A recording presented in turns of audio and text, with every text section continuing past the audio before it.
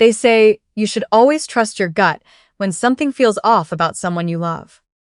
But what if the person your gut is warning you about is the one everyone else calls a saint? My name is Nora. I'm 31 years old. I work part-time from home doing bookkeeping for small businesses, and for the past 8 months, I have been the primary caregiver for my father-in-law, a 74-year-old man named Gerald. Except that's not the name I'm going to use, because his family made it very clear early on that his dignity mattered to them publicly, even when it didn't seem to matter at home. So I'll call him what I called him from the day I married his son, Pop. Pop had a stroke last February, not a mild one. The kind that takes things away and doesn't give them back. His right side was affected. His speech came out slow, halted, like a record skipping, and some days it didn't come out at all. He could walk with a cane, barely. He could squeeze your hand. He recognized faces, recognized voices, and his eyes. Those sharp, dark eyes. They still worked just fine. He saw everything. My husband and I moved him into our spare bedroom 6 weeks after he was discharged from the rehab facility. My husband's younger brother offered to help cover costs. He did not offer to help with anything else. That should have been my first sign. My brother-in-law, I'll call him Colt, because that's the kind of energy he walked into every room with, was charming. Loud in a way that made people laugh. The kind of man who remembered your birthday and brought expensive wine to dinner and made you feel, for exactly as long as he needed you to feel it, that he genuinely cared about you. He worked in real estate. Commercial properties, mostly. He was always closing something, always on the phone, always vague about the details. In the beginning, his visits were normal. He'd come by on Sundays, sit with Pop for 20 minutes, kiss me on the cheek, raid our refrigerator, and leave. Pop seemed okay during those visits. Quiet, but okay. Then I started noticing something. It was small at first, easy to explain away. Whenever I told Pop that Colt was coming by, his jaw would tighten, just slightly. The way someone tightens when they're bracing for something. I thought it was just the exhaustion of visitors, the effort it took him to perform being okay for someone who expected him to be fine. Then one Sunday, I was upstairs folding laundry when I heard Colt's voice downstairs. Lower than usual. Not laughing. Not performing. I couldn't make out the words, just the tone. And it was a tone I didn't recognize. When I came downstairs 10 minutes later, Colt was cheerful again. Back to himself. Pop was staring at the window. His hand, resting on the arm of his chair, was shaking. And Pop's hands didn't shake. That wasn't one of his symptoms. I asked him later that night, "You okay, Pop?" I sat beside his chair and took his hand. He squeezed once. We had a system. 1 squeeze for yes, 2 for no, 3 for I don't know. And if he could get the word out, he'd say it. But that night, after I asked if he was okay, he squeezed once, and then he looked at me for a long moment with those dark eyes and looked away. That was a no, dressed up as a yes, and I knew it. I didn't say anything to my husband right away. He worked long hours, and his relationship with his brother was complicated in the way that only brothers who grew up in the same broken household can understand. I didn't want to plant something without proof. So instead, I started paying attention differently. Colt's visits had shifted. He used to come only on Sundays.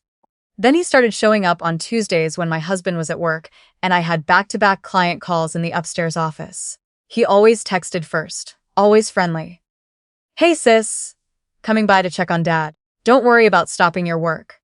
I'll keep him company." I thought it was kind. I was wrong. The first time I noticed Pop's medication was off, I told myself I miscounted.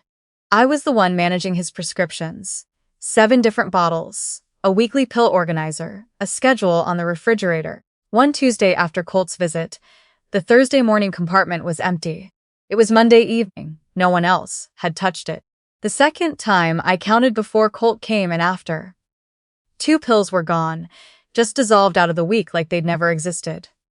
I mentioned it to Pop. "Did you take extra today by accident?" He looked at me steadily and squeezed twice. "No." Then he tried to say something. It came out in broken pieces. He asked, sign, and then his mouth worked without sound, frustrated, and he turned away. He was trying to tell me something. He couldn't get it out. That night, I ordered 3 small cameras, the kind that look like USB chargers. I placed one on the bookshelf, across from Pop's chair. One near the side table by the window, where the medication organizer sat. One near the front door, angled toward the living room. I didn't tell Pop they were there. I didn't want to worry him, and honestly, I wasn't sure what I was going to find. Part of me still hoped I was being paranoid. That I'd watch a week of footage and see nothing but Colt sitting in that armchair eating Pop's crackers and scrolling his phone, being useless but harmless. That's not what I found. The first Tuesday after I installed them, I sat down at my desk after Colt left and pulled up the footage. My coffee went cold. I didn't notice. Colt had come in at 11:14 a.m., greeted Pop with the usual, the slap on the shoulder, the "Hey, old man, looking good." Pop didn't smile. He tracked Colt with his eyes the way a dog tracks a stranger. At 11:22, Colt pulled a folded piece of paper from his jacket pocket and set it on the side table in front of Pop. He said something. I turned up the volume. "It's just a formality. You know what this is. We talked about this." Pop looked at the paper, didn't touch it. "Don't make this difficult. It's already handled on my end. I just need your signature, 2 seconds. Pop's jaw tightened. "Come on, you want to leave Nora and Denny dealing with that property forever? You said yourself it was a headache. I've got a buyer. This is the right move. The property." My stomach dropped. Pop owned a commercial lot on the east side of the city. He'd owned it for 30 years. He'd talked about it the way people talk about something they built from nothing. Carefully, with quiet pride. My husband had mentioned once that it was worth close to $400,000, maybe more depending on the market. On the footage, Pop slowly raised his hand. Not to take the pen Colt was holding out. To push the paper away. Colt's smile didn't waver. He picked it up, smoothed it, set it down again closer to Pop's hand. "You're not thinking clearly right now. That's okay. That's why I'm here. I've already talked to the lawyer. This just needs your mark." Pop looked at the camera on the bookshelf. Right at it. Not like he knew what it was, more like he was looking for something to hold on to. I paused the footage. My hands were completely steady, which surprised me, because inside I felt like the floor had dissolved. I watched the rest. Colt stayed another 40 minutes. He made Pop's lunch. I'll give him that. And sat across from him eating it and talking about a project he was working on, like the previous 20 minutes hadn't happened. When he left, he squeezed Pop's shoulder again and said, "Think about it, Pop. It's the right call. Family takes care of family." Pop stared at the door for a long time after he left. That night, I checked the side table drawer. The paper wasn't there. Colt had taken it back with him. I went to Pop's room. I sat beside him and said, quietly, "I saw what happened today." He looked at me very still. "Did he bring a paper for you to sign before?" 2 squeezes, yes, more than once. 2 squeezes again. "Did you sign it?" 1 squeeze. Long pause, then one more. "No." I exhaled. "Okay." I took his hand. "I need you to trust me. I'm going to handle this, but I need to know everything I can before I say anything. Can you hang on a little longer?" He squeezed my hand. Once. Slow. Like a promise. I didn't sleep much that night either. I lay beside my husband, listening to him breathe, and thought about how to explain to him that his brother was trying to steal their father's property, that he'd been maneuvering Pop for what seemed like months, that every friendly Sunday visit had probably been reconnaissance. I also thought about something else. Something I hadn't let myself fully look at yet. My husband's name was on some of the property documents too. Not the primary owner, but listed. If Colt had gotten Pop to sign something, anything, my husband would have been affected without knowing. Maybe that was the point. Maybe that's why Colt came on Tuesdays. Maybe he needed my husband out of the picture even as a witness. The next Tuesday, I was ready. I told Colt I had a call until noon that wouldn't end early. Completely normal. He texted back a thumbs up emoji and a perfect "I'll keep Pop company." I set the live feed running on my laptop. Noise alerts. I sat at my desk with my headphones in and watched my screen. He came in at 11:03. Same routine. Shoulder clap. Old man joke. Then he sat down across from Pop, and this time he didn't wait long. "I've got the paper again. New version. Simpler. Just a property transfer of the east lot. It's not a sale. I'll be holding it for the family. Tax purposes." Pop stared at him. "I had a lawyer look at it. It's completely legitimate." Pop slowly raised his hand and pointed. Not at the paper, at the camera on the bookshelf. Colt frowned, looked at it, looked back at Pop. What? That's a charger. Pop pointed again, more firmly, and I watched Colt's face do something interesting. A flicker, not of guilt, more like recalculation. A man running numbers in real time. He stood up, walked to the shelf, and picked up the camera. Turned it over in his hands. That was my cue. I closed my laptop, walked downstairs, and pushed open the living room door. Colt looked up. Camera still in his hand. Nora, I thought you had a call. I did, I said. Pop, you okay? Pop looked at me and squeezed the arm of his chair. Once. Firmly. I walked to Colt and took the camera from his hand. He let me, which told me he wasn't sure yet how bad it was. That's mine, I said simply. What is that? It's been there since 3 Tuesdays ago, I said it the same way you'd say, the weather. Matter of fact, no drama. Pop, can you show me where the paper is? Pop extended his hand toward the side table. Colt had set it down when he got up. I picked it up and read it. Property transfer document. Notarization line blank. Pop's signature line blank. Colt's information as transferee. The property address on the east side. The market value listed, and I want to be very clear about this, was listed at $41,000, not $400,000, not even close. I looked at Colt. He started talking. He was good at talking. I knew that. And he came out with words like misunderstanding and just exploring options, and Dad was interested in the idea before his stroke. And you're blowing this up. I let him finish, said. I have 3 weeks of footage, including today. Including you telling a man with impaired speech that it was already handled on his end and that he needed to sign. Colt's jaw shifted. I'm calling Denny now. Don't. Nora, come on. Let's just talk about this. We can all talk about it together. My husband picked up on the second ring. I kept it simple. You need to come home. It's about Pop and the East Lot property. Please come now. He was home in 22 minutes. I know because I watched the clock. While we waited, I sat beside Pop. Colt stood near the window with his phone, texting furiously, recalculating again. Pop reached over and touched my wrist once. Just briefly. When my husband walked in and saw his brother's face, he knew immediately that something was wrong. Colt tried to go first. Of course he did. He launched into a version of events where he was helping, where Pop had been confused, where I had overreacted and installed surveillance. Without anyone's knowledge, my husband looked at me. I pulled up the footage on my laptop and pressed play. The room was very quiet for the 40 minutes it took to watch it. When it finished, my husband closed the laptop slowly. He didn't look at his brother, he looked at Pop. Pop looked back at him steadily. And then, with visible effort, he said one word. Knew. He knew. He'd known what was happening. He hadn't been able to stop it alone. My husband stood up. Get out. Colt tried one more time. She's got you turned against your own family. Man, you can't seriously. Get out of our house. He left. That night, after Pop was settled and my husband had sat in the kitchen for a long time, with his hands wrapped around a mug going cold, we talked. Not about what to do yet, just about what had happened. My husband is not a man who cries easily. He didn't cry that night. But there was something in his face sitting across from me at that table that I hadn't seen before. Something stripped back, he said quietly.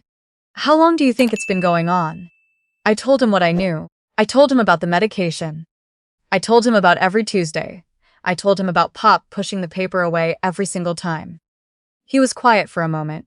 Then he said, Pop tried to tell me something a couple months ago. I thought he was confused. I should have listened. We contacted an elder law attorney the following morning. She was sharp, efficient, and had seen this pattern before, more times than she wanted to. She advised us to file a formal complaint with Adult Protective Services, document everything, and have the existing property documents reviewed immediately by an independent appraiser and estate attorney to make sure nothing had been signed or filed without our knowledge.